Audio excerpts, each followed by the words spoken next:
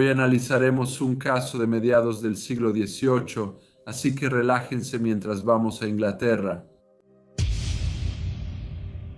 Elizabeth Parry nació en 1672 en Bristol, ciudad ubicada cerca del río Avon, a 120 millas al oeste de Londres. Ella disfrutó de una crianza privilegiada. Su padre, que inicialmente era cirujano de barco, ascendió constantemente en los rangos hasta convertirse en un capitán de barco muy estimado. Gracias a su dedicación en el mar, aseguró una vida próspera para su familia.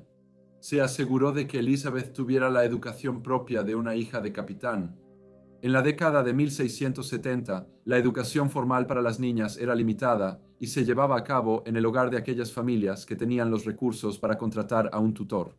Las niñas aprendían música, danza, idiomas y literatura, materias esenciales para que las familias adineradas mantuvieran su sofisticación social. En la adolescencia de Elizabeth, Bristol era un puerto marítimo clave en Inglaterra, lleno de actividad. Era un centro de importación y exportación, sobre todo de tabaco y azúcar. La economía de la ciudad floreció, impulsando el crecimiento de industrias como la construcción naval y la manufactura. Aunque había prosperidad comercial, las divisiones sociales eran claras porque la clase mercante rica controlaba la ciudad. Una población creciente de obreros y clases bajas enfrentaba desafíos, mientras las tensiones religiosas y políticas complicaban la vida diaria en Bristol. A pesar de esto, la cultura vibrante de la ciudad prosperaba con teatros, tabernas y cafeterías que ofrecían espacios para el entretenimiento y la vida social. En 1688, cuando Elizabeth tenía 16 años, el rey Jacobo II fue derrocado pacíficamente y reemplazado por su hija protestante, María II, y su esposo holandés, Guillermo III de Orange. Esto aseguró el protestantismo y la monarquía constitucional en Inglaterra y llevó a la Declaración de Derechos de 1689. Elizabeth se casó con Benjamin Branch, agricultor y terrateniente. Ella aportó una dote de 2.000 libras, sumando al ingreso anual de 300 libras del señor Branch. En ese entonces era importante que una joven llevara una dote al matrimonio, por razones económicas, de seguridad y estatus social, pues la dote aseguraba la estabilidad financiera de la novia y reflejaba la riqueza familiar. La pareja vivía en una bonita casa en Hemington, en el condado de Somerset. Sin embargo, el esposo de Elizabeth pronto notó el grave error de haberla elegido como esposa. Al tomar su papel en casa, impuso su autoridad de inmediato. Parecía que la dulce joven novia se había transformado de la noche a la mañana en una tirana que gobernaba a sus sirvientes con mano despiadada. Su trato era duro, insensible y generalmente injustificable. Frecuentemente les negaba lo más básico y por venganza los echaba de casa en noches de frío invernal. A pesar del reinado de terror, Benjamin Branch contrastaba mucho con su esposa. Era conocido en el pueblo por su bondad y por pagar siempre a su personal, a pesar del comportamiento impredecible y cruel de la señora Branch. Elizabeth dio a luz a una hija y la pareja la nombró Elizabeth como su madre, pero siempre se referían a ella como Betty. De niña, Betty mostró la misma gentileza que su padre. Al llegar a la adolescencia, aparecieron los lados más oscuros de su personalidad. Su antes dulce disposición se volvió fría y calculadora, reflejando la crueldad y falta de piedad de su madre. Elizabeth y su hija empezaron a dirigir la casa, imponiendo su voluntad y mostrando crueldad hacia quienes vivían ahí. Mostraban poca piedad a quienes desafiaban su autoridad. Al morir su esposo Benjamin Branch en 1730, Elizabeth heredó la propiedad. Ahora, junto a su hija, seguía administrando la casa de forma cruel e intransigente. Su comportamiento se volvió cada vez más opresivo, tanto que los sirvientes que podían encontrar otros trabajos dejaban el empleo de la señora Branch sin querer soportar más la tiranía de su ama. Los que quedaban susurraban historias de horror y miseria, pintando un cuadro vívido del legado de miedo y odio que Elizabeth Branch y su hija habían creado dentro de las paredes de su hogar, que alguna vez fue respetado. El esposo de la señora Branch murió en circunstancias que despertaron sospechas en el pueblo. Algunos sugirieron que ella le dio veneno, causando su muerte prematura. Los chismes locales insinuaban un pasado oscuro y alegaban que estuvo involucrada en la muerte de su madre. Los rumores crecieron al desenterrar restos humanos de un pozo en la propiedad de la señora Branch. La especulación creció y muchos pensaban que los huesos eran de una antigua sirvienta desaparecida hace años, cuyo destino seguía siendo un misterio. Estos hallazgos solo aumentaron la inquietud y sospechas sobre la señora Elizabeth Branch. Por su mala reputación en la zona, le costó encontrar personal femenino dispuesto a trabajar para ella. Así que, cuando era necesario, ella iba a Bristol. Ella sabía que había muchas chicas y señoritas que agradecerían la oportunidad de salir de la ciudad para vivir y trabajar en su casa en el pintoresco pueblo de Hemington. En una ocasión, contrató los servicios de una joven aprendiz de 13 años, la señorita Jane Buttersfield. Sin embargo, al entrar, la chica sintió de inmediato un ambiente rígido y severo. La señora Branch y su hija no perdieron tiempo en someter a la joven Jane a un régimen duro e inflexible, imponiendo disciplina con mano dura desde el principio. El 13 de febrero de 1740 fue un día muy frío en Hemington, reflejando el duro invierno en todo el país. Todo comenzó en octubre anterior, que estuvo marcado por la llegada de vientos del este implacables que cubrieron la tierra con gruesas capas de escarcha. Los meses siguientes fueron testigos de un frío implacable. Una fuerte helada se apoderó del paisaje y persistió día y noche. A mediados de febrero, la helada seguía sin ceder. Esa tarde, la señora Branch envió a la joven Jane Buttersfield a las tiendas a comprar un poco de levadura. Sin embargo, Jane no se apresuró a regresar. En cambio, se quedó más tiempo del necesario. Cuando finalmente regresó, la señora Branch no estaba nada contenta.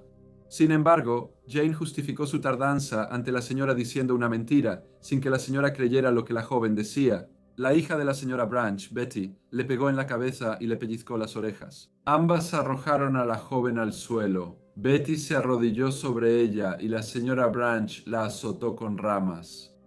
Pronto se vio que tenía una herida grave en la cabeza y sangraba. Sin embargo, Betty le quitó uno de los zapatos a la niña y comenzó a golpearla con él de una manera particularmente cruel. Jane suplicó misericordia, pero el castigo continuaba. Tras una pelea escapó al salón. La señora Branch y su hija la siguieron, atacándola con escobas hasta que la señorita Jane Buttersfield se desplomó. Betty intentó quitar la sangre del rostro y ropa de la joven arrojándole un balde de agua. Todo esto lo vio otra joven sirvienta, la señorita Anne James, quien al notar la gravedad fue a ordeñar las vacas. Tras el ataque, la señora Branch y su hija trataron de reanimar a la joven. Sin embargo, una sombría realidad las envolvió. Su joven aprendiz yacía inmóvil y pronto fue claro que había muerto. Media hora después, Anna James volvió y se sorprendió al ver a su señora junto al fuego y el cuerpo de Jane en el suelo. Le llamó la atención ver una cofia limpia y fresca en la chica, muy diferente a como la dejó antes de ordeñar las vacas. Sin embargo, notó que la sangre empezaba a filtrarse. La señora Branch, para ocultar su crimen, puso el cuerpo en la cama con Betty y ordenó a Anna James dormir junto a la fallecida. Al día siguiente, la señora Branch llamó al funerario Guillermo Budd y le pidió preparar el ataúd, asegurándose de que no viera los cortes y moretones en el cuerpo de Juana Buttersfield. Tras visitar a la señora Branch, el señor Budd fue con Francisco Coombs, sacristán de la iglesia. Le pidió que tocara la campana porque una niña había muerto y era costumbre tocar la campana después de la muerte de una persona. La señora Branch le dijo a su otra sirvienta, Anna James, que nunca debía decir nada sobre cómo castigó a Jane.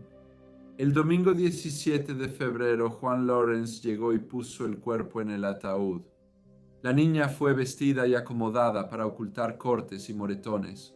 Ese día, Jane Buttersfield, de 13 años, fue enterrada en el cementerio local. Tras el entierro, la señora Branch preguntó al señor Coombs cuán profundo enterró el ataúd. Él respondió que 1 yarda. La señora Branch no quedó satisfecha y le dijo que era insuficiente. Sin embargo, el señor Coombs la tranquilizó, explicándole que en realidad era lo suficientemente profundo y que se había asegurado de cubrir bien el ataúd. Aunque la señora Branch consiguió que la joven fuera enterrada discretamente en el cementerio, en el pueblo circulaban rumores de un asesinato en la casa. Pasaron 10 días antes de que Juan Marchant y Roberto Carver decidieran averiguar qué causó la muerte de Jane Buttersfield. El martes 26 de febrero se les concedió permiso para exhumar el cuerpo. Desenterraron el ataúd, lo llevaron a la iglesia y aunque la tapa estaba asegurada, la abrieron a la fuerza. Se había acordado de antemano que, si no se encontraban señales de daño en la joven, la volverían a sepultar de inmediato. Antes de abrir la tapa, los hombres llamaron a varias mujeres para revisar el cuerpo. Mientras las mujeres veían a la joven, los hombres se alejaron al fondo de la iglesia. Después de la inspección, se concluyó unánimemente que el cadáver presentaba moretones significativos, lo que generó sospechas sobre las trágicas circunstancias de la muerte de la joven.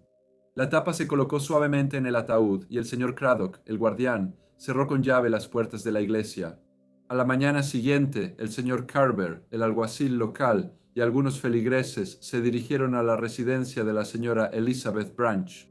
El señor Marchant preguntó por las circunstancias de la muerte de la joven y la señora Branch contó que ella se cayó por una escalera. Preguntó quién preparó el cuerpo y la señora Branch, tras una pausa, dijo que ella. Al preguntarle por qué no llamó a las mujeres habituales del pueblo para la tarea, respondió que no era muy apreciada por ellas. El señor Marchant le preguntó si vio heridas en el cuerpo y ella respondió que no. El doctor Salmón examinó a la niña muerta y afirmó que tenía varias heridas, cualquiera de las cuales pudo ser mortal. Se organizó rápidamente una investigación que tendría lugar en la iglesia durante la indagatoria. El señor Guillermo Coombs y la señorita Anna James fueron a buscar pruebas a la casa de la señora Branch. Aunque no encontró ropa manchada de sangre, había una pequeña cantidad de sangre en un abrigo que se encontró en la cocina y sangre en el piso de la sala. Anna James entregó al caballero los palos que, según ella, usaron para golpear a la niña. Ella avisó al señor Coombs que ya no había rastros de sangre, pues su señora le pidió limpiarlos a fondo. Tras la investigación, se determinó que Jane Buttersfield fue asesinada y que Elizabeth Branch y su hija Betty serían juzgadas por el crimen. Los juicios de Elizabeth y Betty Branch se llevaron a cabo el 31 de marzo de 1740 en el Somerset Assizes, en la ciudad de Taunton, y fueron presididos por el honorable señor juez Chappell. Ambas mujeres negaron los cargos. La señora Elizabeth Branch relató al tribunal cómo acogió a Jane Buttersfield cuando estaba desamparada. Afirmó que le dio hogar, comida, ropa y nunca le habría golpeado. Se sugirió que en realidad fue la otra joven, la señorita Anne James, quien maltrató a Jane. Una testigo, Anne Paradise, dijo que Jane le contó que podría vivir bien en la casa de la señora Branch si no fuera por Anne James. Agregó que Jane a menudo se quejaba del trato duro que la señorita James le daba, pero nunca la había escuchado quejarse de la señora. La defensa afirmó al jurado que, antes de ser arrestados, ambos acusados pudieron haber huido fácilmente a Londres o Bristol, pero como eran inocentes, nunca pensaron que serían acusados de este crimen tan terrible. Sin embargo, Anna James relató algo distinto. En su testimonio expuso la depravación de Elizabeth Branch y su hija. Comentó que su personal sufría agresiones y golpizas y que su trato hacia Jane Buttersfield era extremo, culminando en el acto final de brutalidad que le arrebató la vida a la joven. Curiosamente, el forense Jorge Hain informó al tribunal sobre la presentación de Anna James ante él. Le preguntó si sabía cómo murió la joven. Ella dijo que no. le pidió que lo jurara y respondió igual. El juicio duró 6 horas y el jurado regresó con un veredicto de culpabilidad. El juez entonces sentenció a la señora Elizabeth Branch y a su hija a la pena de muerte por ahorcamiento. Al dictarse la sentencia, la señora Branch mostró poca emoción y habló serenamente. Afirmó que el juicio no fue ante un jurado imparcial y habló directamente al juez. Dijo, con un jurado justo no habríamos sido condenados. Muchos se sorprendieron por el veredicto, ya que la señora Branch era adinerada y nadie pensó que acabaría en la horca. Fueron llevados a Taunton para esperar su ejecución antes de ser ahorcados. La señora Elizabeth Branch confesó su crimen mientras su hija de 24 años lloraba a su lado, pues muchos estaban indignados por sus acciones. Se decidió que serían ejecutadas muy temprano en la mañana para evitar que la turba enfurecida hiciera justicia por su propia mano. El 3 de mayo salieron de su celda a las 4 a.m., pero al llegar al lugar de la ejecución, la horca estaba derribada. Llamaron a un carpintero para poner otra. Esto retrasó el procedimiento y permitió que algunos llegaran antes de la horca. Sin embargo, madre e hija fueron ejecutadas antes de las 6 y colgadas por más de una hora. Mientras tanto, varios clérigos sermoneaban a los presentes sobre los males de golpear sirvientes. La pequeña multitud no parecía interesada en los sermones, solo quería asegurarse de que la pareja fuera ejecutada correctamente. Hola y gracias por escuchar.